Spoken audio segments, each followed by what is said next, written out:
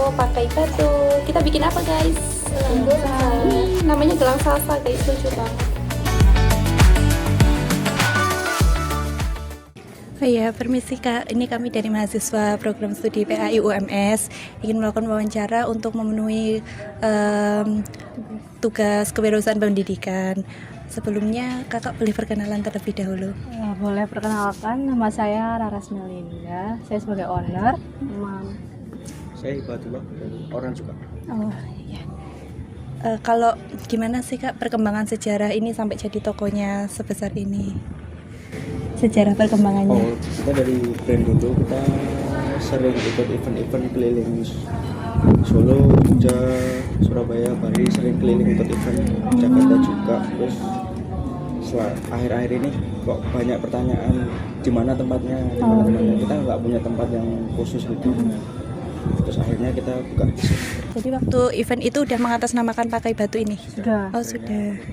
Dulu belum punya toko sih, jadi kita jualannya by event aja, sama online ya. Terus karena banyak yang nanyain, kita udah kemana-mana gitu kan. Biasanya di mana, di Solo, Solonya di mana? Kita kan nggak ada tempat ya, makanya kita buka toko ini. Gitu. Kalau boleh tahu modal usaha yang dikeluarkan untuk toko ini kira-kira berapa Kak? Kalau toko kisaran berapa ya? Untuk membuka usaha ini gitu.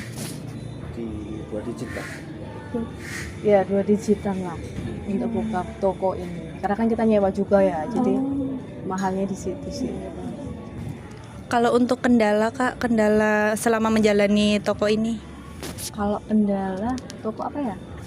SDM sih, Ya. SDM karena kita kan handmade jadi nggak bisa cepet dan banyak. Itu sih yang terlalu kendala kita. Kira-kira untuk mengatasi masalah tersebut dari kakaknya kayak gimana? Ya kita open terus ya, open cari orang terus. Karena sebelumnya kan kita cuman jualan di by event aja ya, jadi kita tiap hari tuh nggak ngeluarin produk kan, karena kita punya toko, jadi tiap hari buka juga kan, jadi produk juga cepat keluar ya, itu kendalanya produk kita cepat keluarnya. Selanjutnya Kak, kalau boleh tahu berapa penghasilan per bulan atau per harinya? Kalau per hari kisaran berapa ya penghasilan? Kalau weekday 2 digit ya? weekday 1 digit, Oh, ya weekend 2 weekday, digit. weekend 2 digitan. Apa saja suka atau dukanya selama menjalani usaha ini? Ya sukanya kita punya tempat, jadi orang-orang yang cari-cari kita juga kita udah punya tempat. Terus apa lagi sukanya? Bisa ketemu terus sih sama tim, jadi kita Ya. ada kantor sendiri buat Biasanya kan kita kalau sebenarnya kita tuh ada tim crafter kan yang buat biasanya tuh kita cuman ngasih bahan ke mereka yang buat di rumah masing-masing. Nah, karena kita udah punya kantor, jadi kita tiap hari bisa ketemu. Pak, dukanya Pak?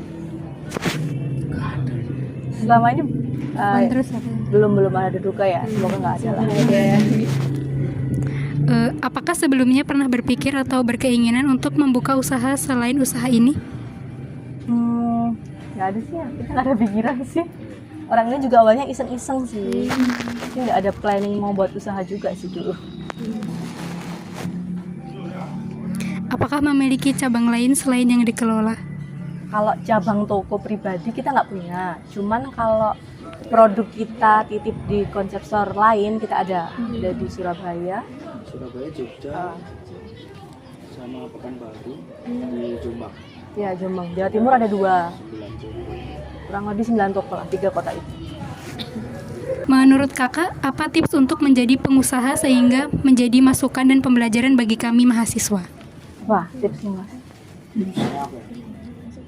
Ada 2 sih, cuman yang penting berani memulai, yang kedua konsisten. Ya, berani memulai, berani menanggung resiko, itu yang paling pertama. Dan kalau mau buat usaha, cari apa yang kalian suka dulu.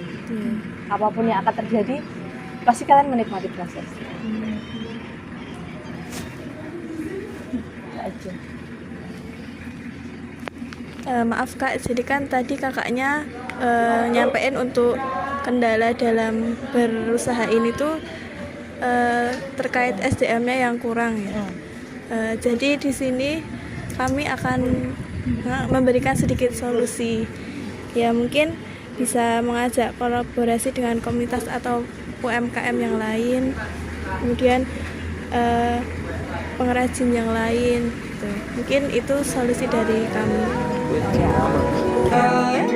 But it left me lonely. Tried to trust, but it burned me slowly.